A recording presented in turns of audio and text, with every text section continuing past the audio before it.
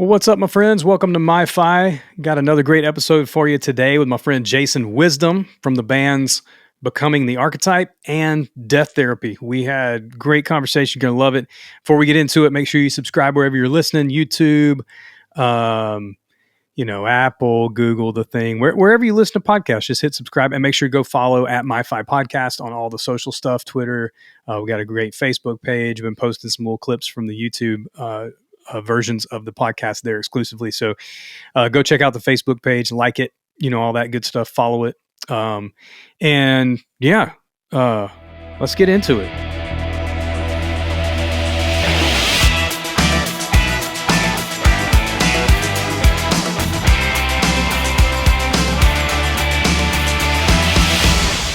All right. What is up? What is up? What is up? What is up?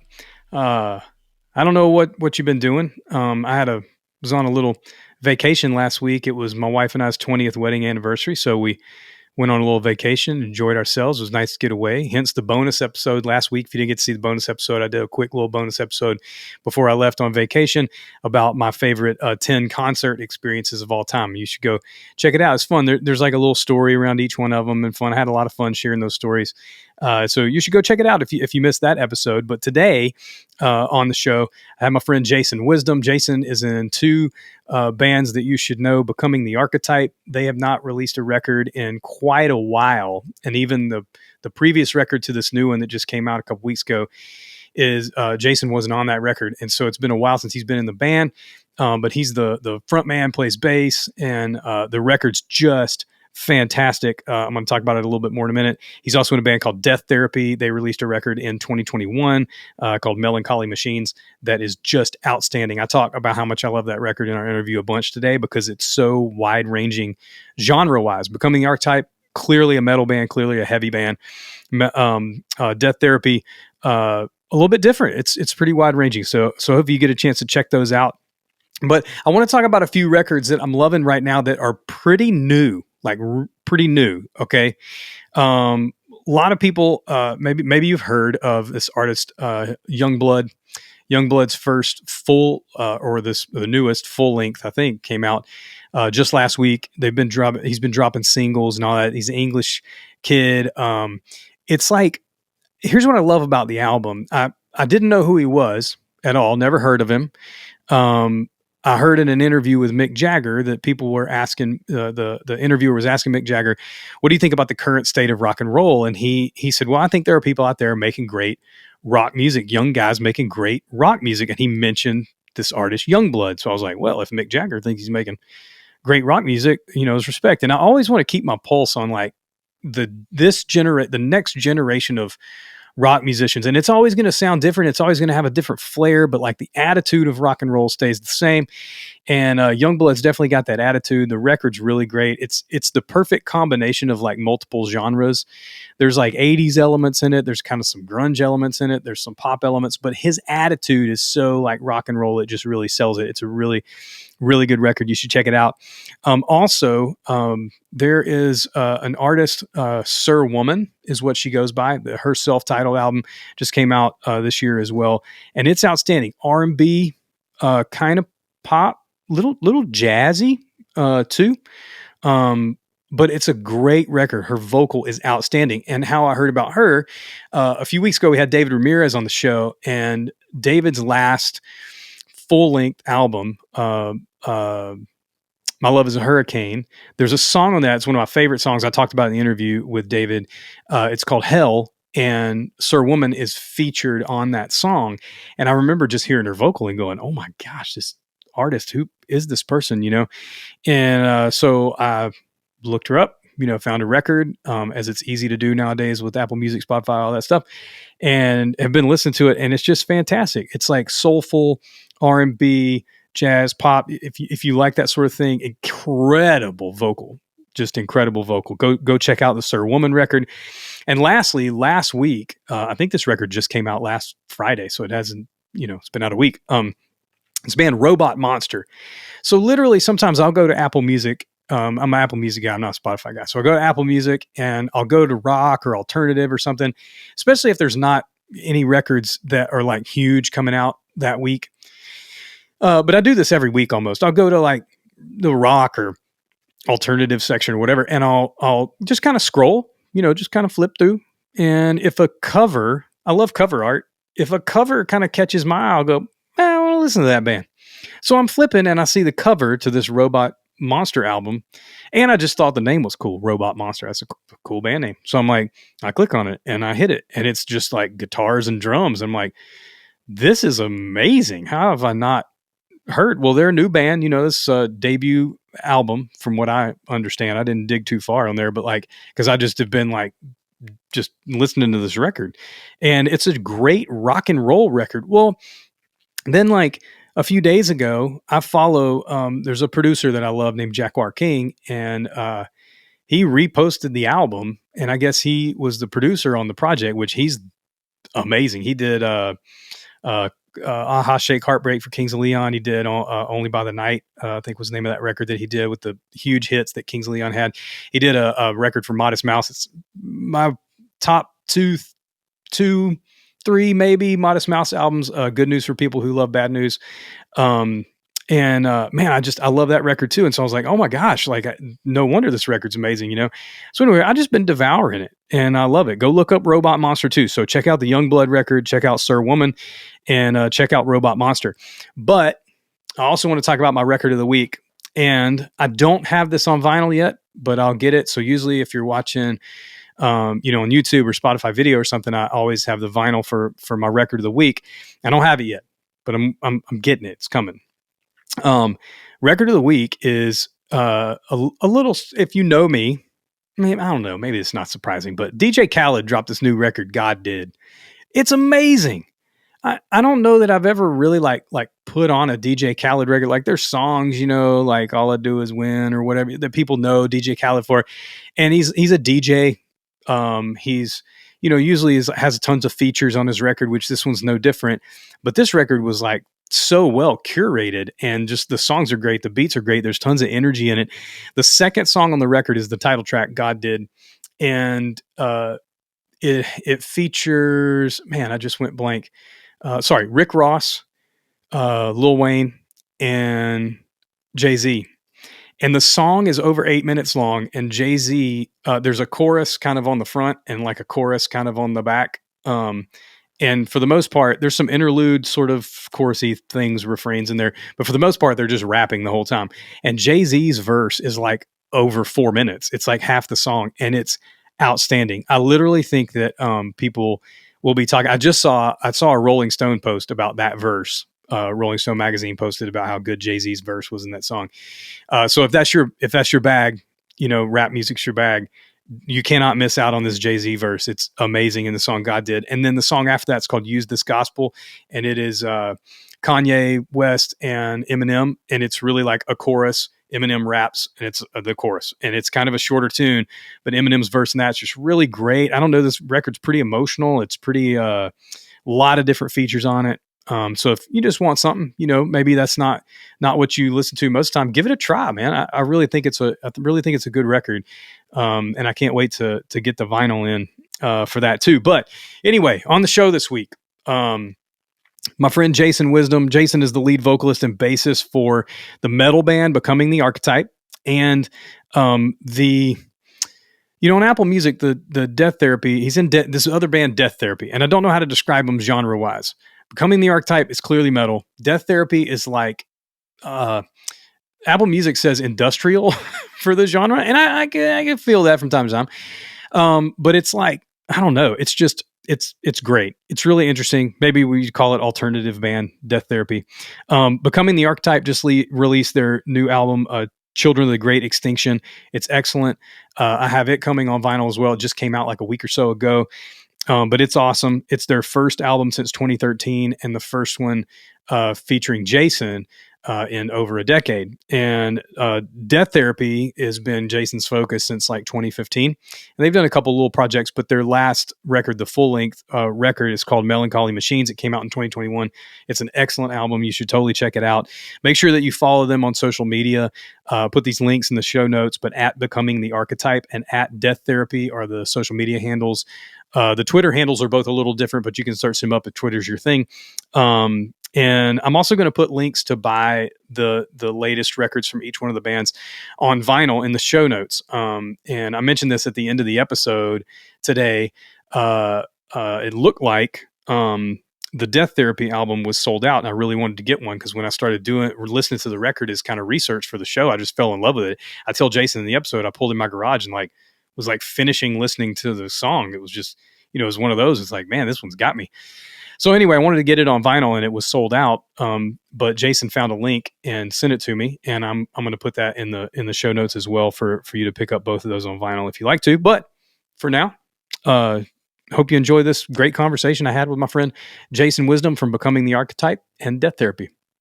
Jason, how are you, man? Doing good. Thanks for having me. Yeah, man, it's good to meet you. I've been listening to the records. We were talking just a second ago before we actually started recording, but the new Becoming the Archetype stuff is brutal in all the right ways. Awesome. Yeah, it was a long time coming. For real. Was 2013 the last record? Is that right? So I left the band in 2011. So they did another record after I left. But it's been more than a decade since I was in the band, and I would say that was probably the biggest reason it was hard to think about doing it again, was like, man, can we even recapture what we used to do, Yeah. Well, and you had the other stuff going on too, the Death Therapy thing, which I just found, and the Melancholy Machines record from 2021. Unbelievable. Yeah. Well, I appreciate that. I think you're in the, there's a small minority of people who like Death Therapy. I'm not saying you're saying that Death Therapy is better, but what I'm saying is, for the most part, the reaction over the last month last couple weeks since the new BTA record came out was people were universally oh yeah, hey, it was cool that you did Death Therapy, but this is actually what we wish you would have been doing for the last 10 years instead. Yeah. And but there's a handful of people who are like, yeah, I mean, BTA is cool, but dude, I need a new Death Therapy record. And I'm like, those are my people. Oh yeah. because there's just, I don't know, there's just a little bit of something I really, really enjoyed doing the new BTA record a ton. I enjoyed it a ton, but it felt a little bit more like putting on an old persona, in a sense of going back, and recreating something, versus with Death Therapy, to me, it feels more like this is where I'm at. This is me as an artist now in 2022, Yeah. So, and I mean, there's some influences that, overlap between the two, but what are those? What are those influences? Well, I just mean I think some people can probably hear on the new Becoming the Archetype record, they'll hear some stuff and be like, oh yeah, that really reminds me of because I did a whole lot of, in the old days with Becoming the Archetype, I did only screaming vocals, death metal types of vocals. Yeah, yeah. And on this new BTA record, I sort of did a little half and half. Yeah. It's half screaming, half singing. And a lot of that is something that I started doing more with Death Therapy. The first couple Death Therapy records are still 70-30 screaming. I wasn't sure of myself 100%. Did I want to try to do the alternative rock, non-metal thing? Yeah. But in 2021, the record that we did for Death Therapy is just all right, forget it. This isn't metal. Let's just not try to be metal. And part of that was because I knew that I had the BTA thing in the works, and it was okay, I'm going to put all my metal guy energy on that. Yeah. But another part of it was probably just because it was I had tried since 2015 to get Death Therapy out there. We did some tours. We played all over the world. Not all over the world, but we've been to Europe a few times, Mexico a few times. And it just didn't seem like we could find a place where we fit in, because all of my connections and all of my old friends from the music industry and everything, they're all metalheads, and Death Therapy would show up. And even though I was screaming and it was heavy and it's distortion and stuff, it was just they would look at me this. I even had one guy tell me, I won't, say his name if he might feel bad about it, but I actually appreciated it. We were playing one festival or something. He's in a humongous metal band. that's really, really popular right now and currently popular. And I mentioned something about, man, it'd be awesome if we come out on tour with you guys at some point. He's like, you guys just really wouldn't fit on a tour with us. Like, you guys need to go out on tour with, like a, I don't know, like a industrial band or something, which of course, finding that is almost impossible. Yeah, it's pretty much just Rammstein. But when when he said that though, I was like, you know what? Maybe I'm trying to force something because I'm too afraid to get outside of the box and try. So with the new Death Therapy record, that was a long way of saying, with Melancholy Machines, that record 2021, I was just like, all right, let's just do it. Let's just do I didn't do any more like trying to fake a guitar sound with the bass. Oh, that's a weird way to phrase it, but like like, so for people who don't know Death Therapy at all, it's sort of like the opposite of the White Stripes. Jack White doesn't have a bass player, but he plays. It's like a drummer and a guitar player, but he does some tricks with his guitar every once in a while. Yeah, to make it sound like a bass. Like, I guess one of the most famous bass guitar riffs of the past 2 decades is the Seven Nation Army. Oh yeah. Boom, bum, bum, bum, bum, bum, which is not played on a bass. It's just on his guitar. Yeah. So Death Therapy does the opposite. There's no guitar. The first couple records, I would use a ton of effects and try to make it sound more like a guitar mixed with a bass. Not on the new record. I was like, forget that. Let's just big fuzzy bass, Yeah. Yeah. So, were you, have you always been into metal? Like, what was your entry into music when you were young? Like, what was the first memory you had of like hearing music that inspired you or got you excited? Yeah, that's a great question, because we all obviously hear music and it doesn't necessarily always spur us on to make music. I grew up listening to sort of just whatever my parents listened to, which was largely like popular country stuff, which turns out I do really like some of that stuff still, like 90s country, Garth Brooks, and some classic country stuff. But I guess it was more like when I got into bands like MxPx and Five Iron Frenzy, OC Supertones. That was sort of my entry point into underground indie music. And then from there, I got into bands that were a little harder than that, maybe like nu metal, because this was like, we're talking the late 90s. Nu metal was kind of the thing. So bands like POD and Project 86 and I definitely listened to the bigger bands that were popular too, like Rage Against the Machine and, those sorts of Linkin Park, that kind of stuff. And that sort of like, that bled over into, I had friends who were into even heavier music, like Living Sacrifice and Zao or Zao. However, I've been saying Zao since I was 14. So, nice. If it turns out it's actually pronounced Zao, I don't know. I was on tour with him. I have another close friend. And he says Zao too. Who knows that band? So I probably said it the wrong way in front of them, but I don't feel like I ever heard them say it differently on stage. Yeah. So whatever. Anyhow. So yeah, that's how I got sort of from being just a church kid into like, at our church, they had this, like, the youth group room had this little cassette. People who are younger don't remember these, but there was like a cassette drawer. You could pull out the drawer and it had all the cassettes organized in it. And I found the OC Supertones in there and MxPx, Life in General. And I was just like, dude, these are so good.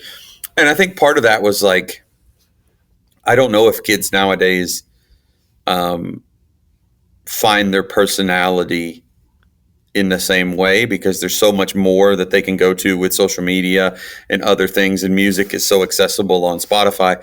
But like, I feel like there was just a thing about like, hey, I've discovered these bands that nobody else that I know knows about, and they're so cool. And it just, it was like it was a formative moment, I guess is what I'm saying, Yeah. There's always something when you find music that connects with you, and I think it's even more valuable when it feels like this buried treasure, like that nobody knows about it. You know what I'm saying? And then you want to go share it with people.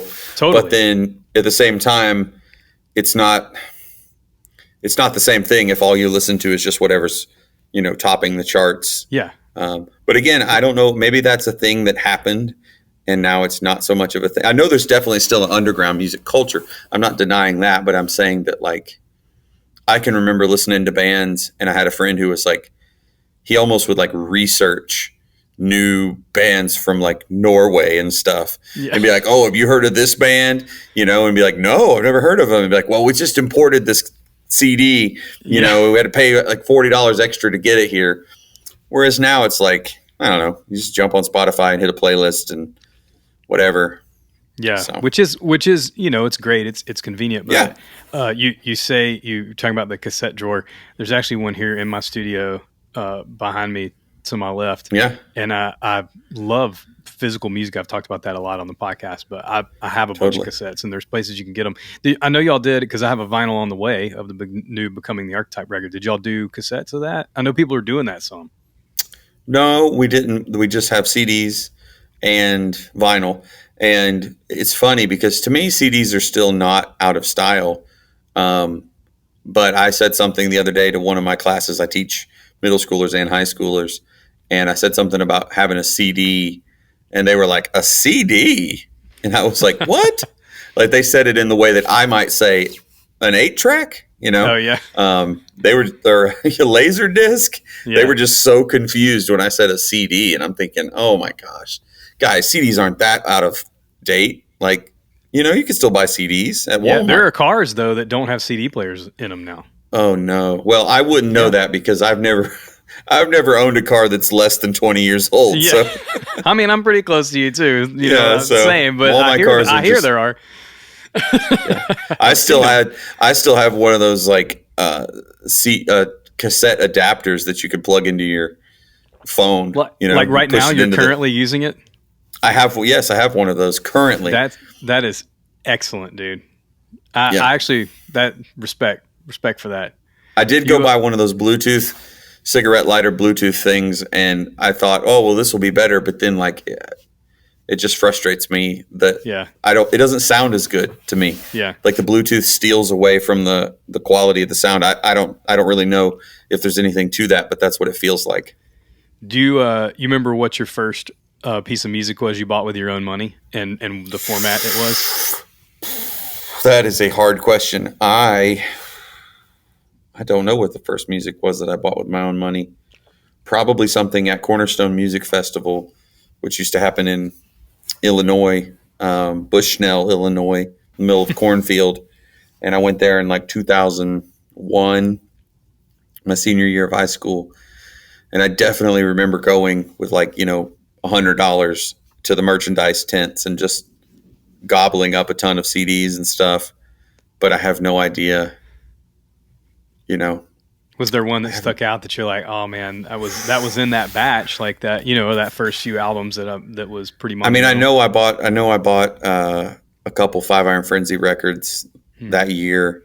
They were my favorite band. And I say that like they're not still a band. They're still a band that just they went away for like 10 years and then they kind of like went away again, not formally went away, but had several years before their next record. So I don't think of them the same way that I did when I was like, 17, and they were my they were like they were my thing. I liked every one of their songs. I have a tattoo on my leg that's based after a 5 Iron Frenzy song. Nice. So, yep. So, what were the records that made you pick an instrument up? Was it bass? I know you play bass a lot. Yeah, I play bass, and I just picked it up by accident, honestly. Really? We were just hanging out playing. I had some friends that played music. I didn't play music. I sang in the choir, but I didn't even really know what I was doing singing in the choir either. I was just there it's an easy class. And I had some friends. They were playing music in their basement and parents' basement. And eventually they needed one of the vocalists quit. And I was like, well, I could try. And so I tried, and it sort of worked out. And then the bass player quit, and I was like, well, I can you have a bass I can borrow? And my drummer had his girlfriend had a bass I could borrow. So I started. I was like, well, tell me which things to push.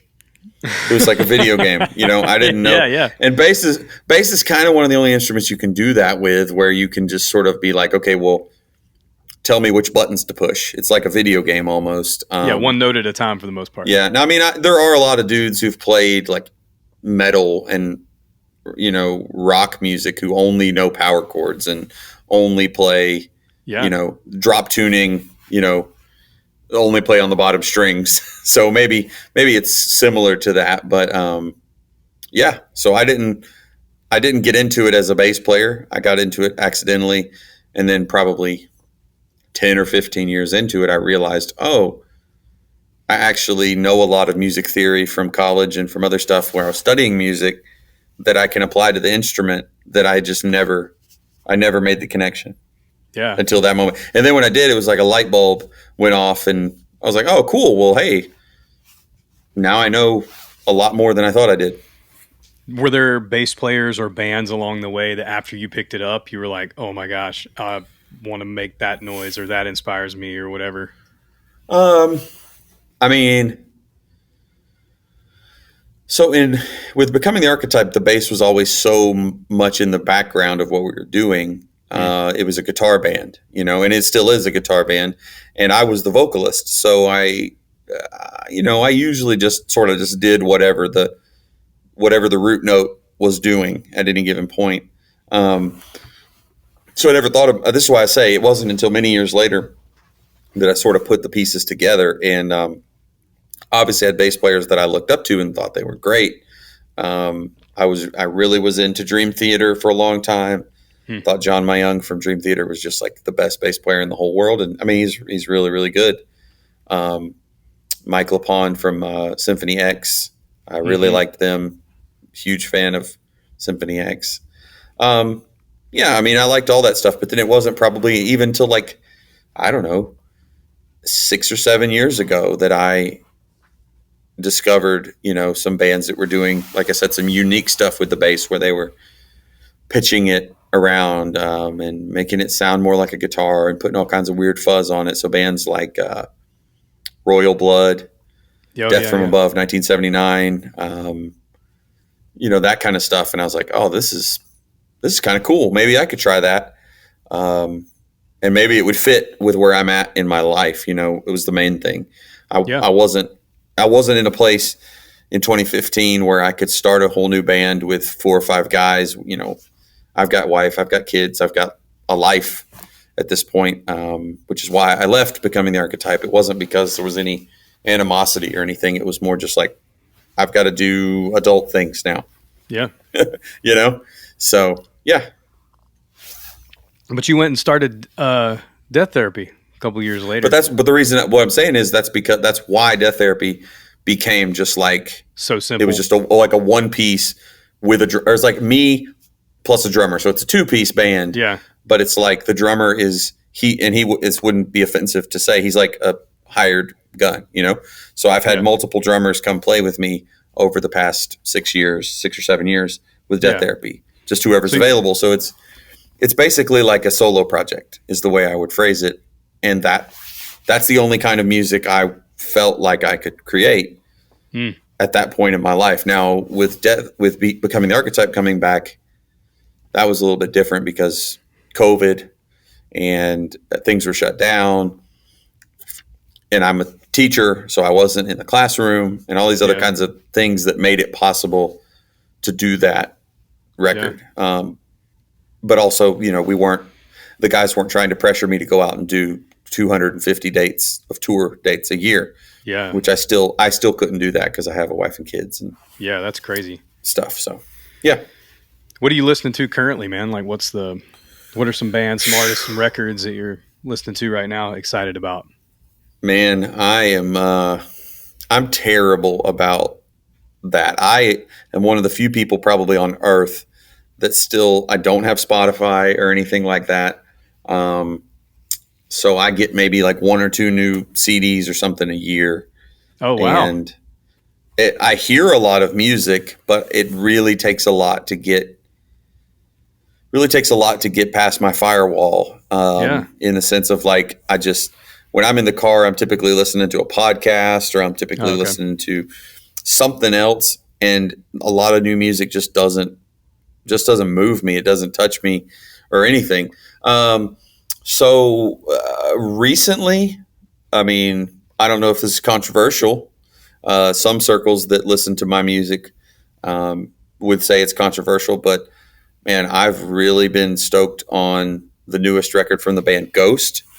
I think they're one of the only bands right now doing something that's both fresh and feels nostalgic. Like it's a sort of, I've asked myself for more than 10 years, why is nobody making like classic rock right now?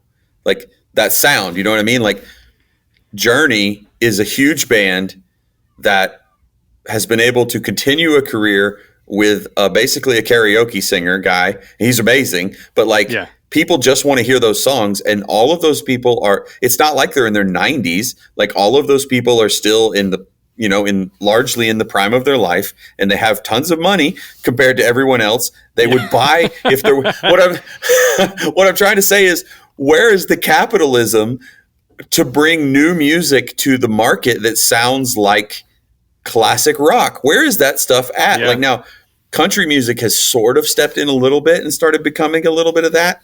But then country's also sort of steered towards hip hop.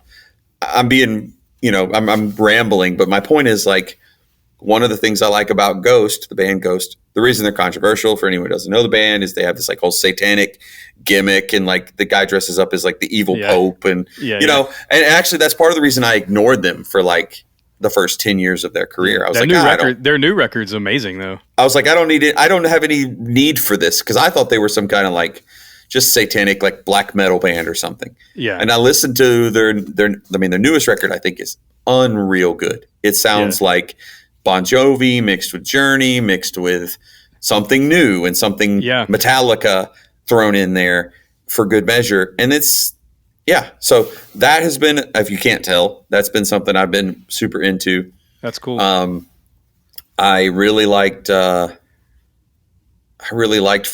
I don't know, 2 years, I really liked a bunch of like sort of rootsy folk kind of singer-songwriter stuff. Andrew Peterson is one of my favorite musicians in the last year or two. I've been super big on his stuff.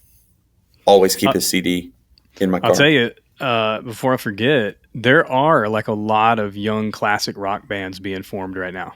Right. I mean, I know they exist. What I'm saying is, I'm just surprised that like on the big scale, you know, everybody's like, oh, Greta Van Fleet. And I'm like, okay, well, Greta Van Fleet is cool, but Greta Van Fleet to me sounds too similar. Yeah, it's too close.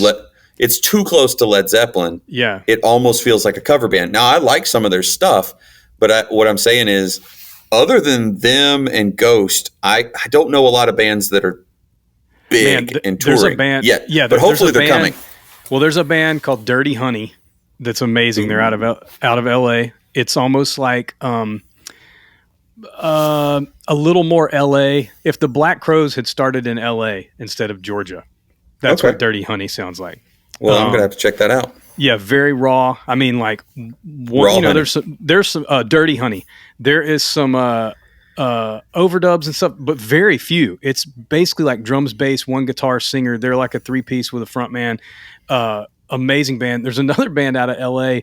What I'm seeing now is there was like a resurgence, I feel like, of like almost classic rock bands like 10 years ago, 15 years ago, like Jet and, you know, bands like that were real raw. Well, now what I'm seeing is almost this resurgence of like young people starting like hair metal, like 80s LA bands. I saw this band. I went and saw the stadium tour, the Def Leppard, Poison, Motley. There was a young band that started the show, and I only caught like one song, but they were called Classless Act, and they're out of LA, and they're all like in their 20s, but they're playing like hair metal. There's a band from Australia called Sisters Doll that's like kind of like that too. It's like 80s. That's cool. You know, hard rock stuff. But they're all young guys too. Like, so I don't know. I'm hoping, like you're hoping, that there's some sort of like resurgence of classic rock, you know, like guitar music. Guitar is the way I would describe it. I love guitar music. So like, me too.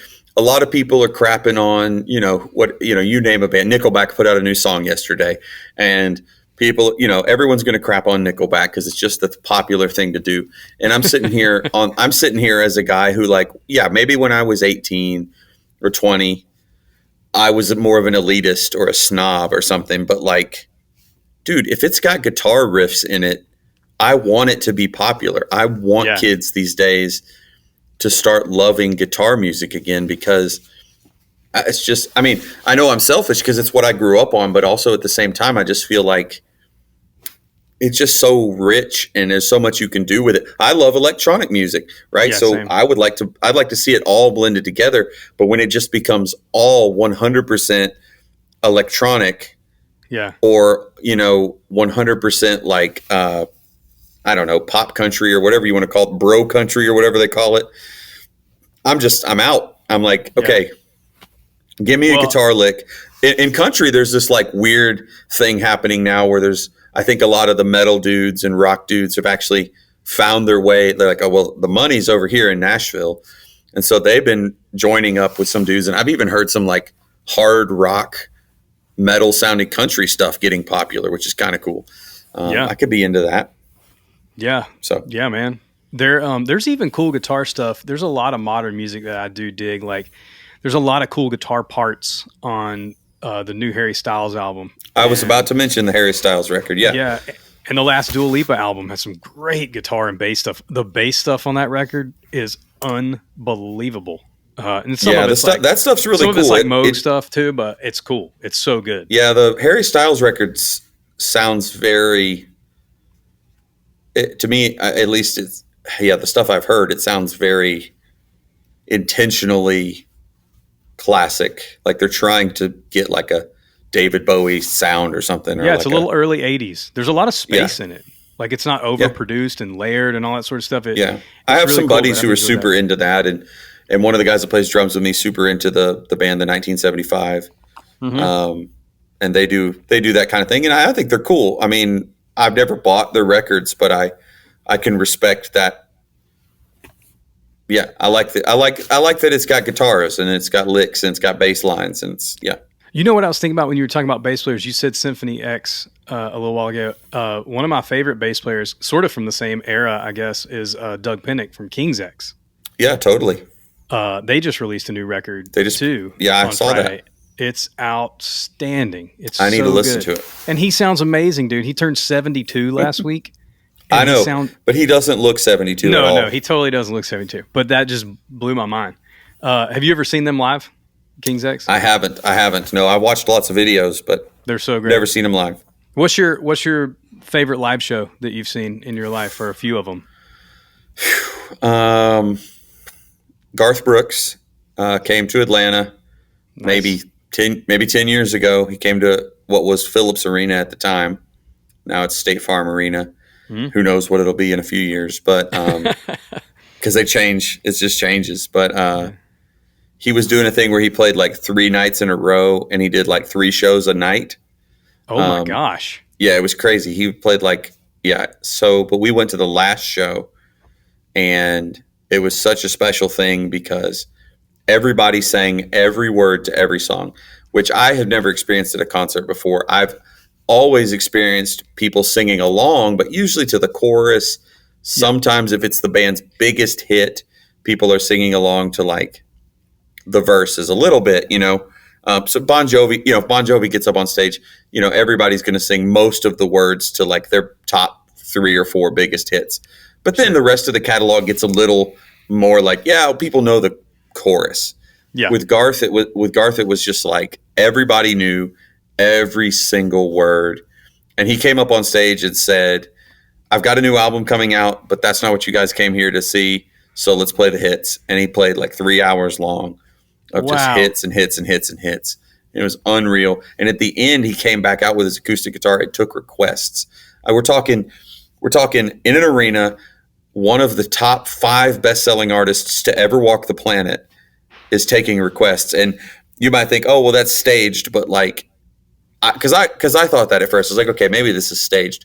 But as he got into it, he was like, it clearly wasn't staged. There were moments where people would request a song. He would be like, okay, well, I don't remember how to play that, but let's just sing it a cappella. And then the other ones, he would sing it and then he'd get stuck and he'd be like, okay, I forgot the words, but Oh, wow. I'll keep playing. You guys sing, or something. Wow. It was just so intimate. Yeah. And that's because he said, well, this is the last show, so we don't have to change over for another one. So let's just do requests. So Yeah. Garth was at the top. I mean, I can't believe how cool that was. 5 Iron Frenzy. I saw them multiple times, but saw them at Cornerstone. I can't remember which year, on the main stage at Cornerstone Festival. Amazing. One of my favorite concert experiences ever. Nice. Yeah, I mean, my very first concert was like POD and Project 86. And I love Project 86. I can still vividly remember the singer for Project 86, Andrew Schwab, coming out. And this was a time when he painted his face with a skull and he had the big afro. And I actually had a chance before COVID to fill in on bass for Project 86 at 2 or 3 shows. Oh, wow. At music festivals, and one at another show somewhere. Yeah, so it was fun. That's crazy, dude. I saw it was a POD headlining show. This was like 2000 or 2001 in Dallas. So POD was the headliner. Project 86 was next. Then a new metal band called Head Planet Earth, if you remember them, Head PE. And then the opening band was a little band called Linkin Park. And they were in a van and they were begging people to buy their merch. Like they were like, please, but we don't have much left, but we're just trying to get to the next town, like whatever. And it was like 3 weeks after that or something, shortly after that Hybrid Theory came out and, they exploded or whatever, but it was just crazy. They played like 5 songs and I remember going like, man, this band's pretty cool. I'd never, the DJ thing was still kind of new, sort of. And I don't know. I remember that being like a really, really fun show, and Project was great and POD was great. Like that sound was just so huge at the time. And it was a really good show, man. But I've been a Project 86 fan my whole life. I love it. I've already pre-ordered the last thing and, all the stuff because they're working on their last album and all that. But so that's cool. So he says. Yeah. We'll see. I don't know. We'll see. I just never know. See. I feel like so many bands, they do that last album and then it goes really well and it's like, oh, well, maybe we'll do another last album. Yeah, dude. Would you what would you say? This is always a tough question. So don't overthink it. But if you had 3 or 4 records, kind of desert island records in your life that, are super important, super influential, whatever subcategory you want to make it, what are those 3 or 4 records that you go, nah, I got to have that? Billy Joel, 12 Gardens Live. Nice. So they did a recording compilation live record of Billy Joel's called 12 Gardens, where he did all like these different live performances at Madison Square Garden. Yeah. I used to listen to that and still listen to that religiously. Unbelievable. He plays for like 3 hours and there's not a bad song. And there's songs on that record that suck on the actual recordings, but really? he makes them so good live that I've gone back and I'm like, oh yeah, this is not a Billy Joel song I knew. It's a deeper cut or something. There's a song called The Ballad of Billy the Kid, for instance. And on the record, it's pretty boring, pretty bland. Live, it's like, it might be the best song of the night. It's unbelievable. Really? So that's definitely top for me. Dream Theater, Scenes from a Memory, Metropolis Part 2 goes on my list of gotta haves because first of all, it's an entire hour long. Yeah. I can listen to the whole thing, not ever skip any part of it. And then after that, it gets tricky. After that, I'm probably going with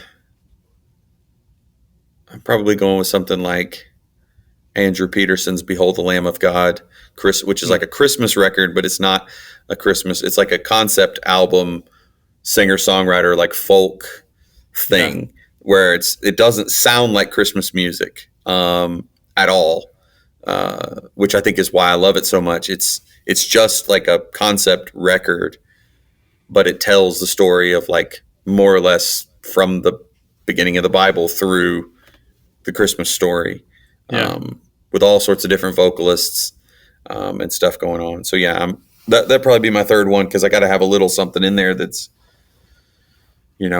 gives me a little spiritual something. Yeah, dude, that's a wide range. I'm a weird guy like that in my musical tastes. Especially if you're listening to the podcast right now and you're like, maybe you never heard Jason's music before. Maybe you're listening because you're a fan of Becoming the Archetype or Death Therapy, but maybe you never heard those bands. If you go listen to Becoming the Archetype, if you're like, hey, this guy, man, he likes Billy Joel, I'm going to go listen to Becoming the Archetype. You're going to be really surprised. It's not going to sound like Billy Joel. Yeah. Yeah. So, but there is piano. We do have piano on songs, and there's moments in BTA songs where it drops to like just a funky piano groove, and Death Therapy has got all sorts of that kind of stuff going on too. The thing about it is, what I've told people is I never got into heavy music because I was angry. I got into heavy music because I loved music, and I felt like that's the place that the best musicians were hanging out. Which is not necessarily true, by the way. It's just when I was like 18, that's what I thought. I was like, look, these guys are shredding on the guitar, and the drummers have got the, 2-kick drums, and they're just, fast and crazy. And I thought that's, I basically felt like that was where it was like if you had classical music with distortion, that was metal. So that's why I got into all that kind of stuff. And so, but then, I didn't want to just I was never content to just be purely like, oh, well, let's just make stuff that sounds angry, or, oh, let's just make stuff that sounds brutal. It was like, well, hey, what if we do some soft piano thing for like 5 minutes in the middle of this? Or what if we have classical guitar? But yeah, my parents won't listen to it because it's got too much yelling and screaming. And that's funny. I've been doing it for 20 years, and my parents have never seen me play live or anything like that. Are you kidding? No. They came to the first time they ever saw me play an instrument was a couple years ago at church. They saw me during Christmas. I was playing bass at the church. Oh wow, man! They should get out there to a Becoming the Archetype show. That'd be fun. My drummer's mom showed up to one show, and I made a point to be like, hey man, you're cooler than me. Your mom came to one of your shows. It's okay. My parents, I think, are just using it as a coping mechanism. Like, if we just pretend it doesn't exist, then we don't have to really think about the fact that our son went out and got tattoos and plays heavy metal. They can fall back on the fact that I'm a nice, teacher at a Christian school, Bible teacher guy. So. Yeah. Well, if you're listening and you've never heard Becoming the Archetype or Death Therapy, super glad to have you on the show, man. If you're listening, you should go listen to this music. If you love metal, you're going to love Becoming the Archetype. It's heavy music, but like Jason was saying, it's really rich. It's really well produced. The Death Therapy stuff is just shockingly wide ranging, and there's something on their latest record for everyone. And I think almost everybody would find a song at least on Melancholy Machines that they like. And so follow them on social media at Becoming the Archetype and at Death Therapy. Really easy to find. The Twitter handles are a little different, but you can search those up. But follow them on social media. Go stream the albums. Go buy the vinyl. And please. Let me ask you let me ask you one question before I let you go, because I went to go. I bought a copy of the Becoming the Archetype record from our local record shop here, and it's on its way here. The Death Therapy record is sold out. Is there a place where people can get the vinyl from Death Therapy, or is that gone? They're sold out? Yeah, on the website. I went to the website and it's sold out. It's like a red vinyl. It's all sold out. Which website did you go to? I went through the social media link on the Death Therapy Instagram bio. So we can look at that. And I'll put those links in the show notes. I will take a look at it. I believe I have some in my house. So well, I'm going to buy one direct from Jason Wisdom. And maybe you can too. But let me get that link from you. I'll put all these links in the show notes. Every time that we do an episode of MYFI, we always put all the links, or we mention all the artists that we talk about. And so Jason, and the bands, their social media accounts and stuff will be in the show notes too. So thanks for being with us. Jason, thanks for being on the show today, man. I appreciate it. Man. Excellent. Thanks. You have a good one, bro. Yep.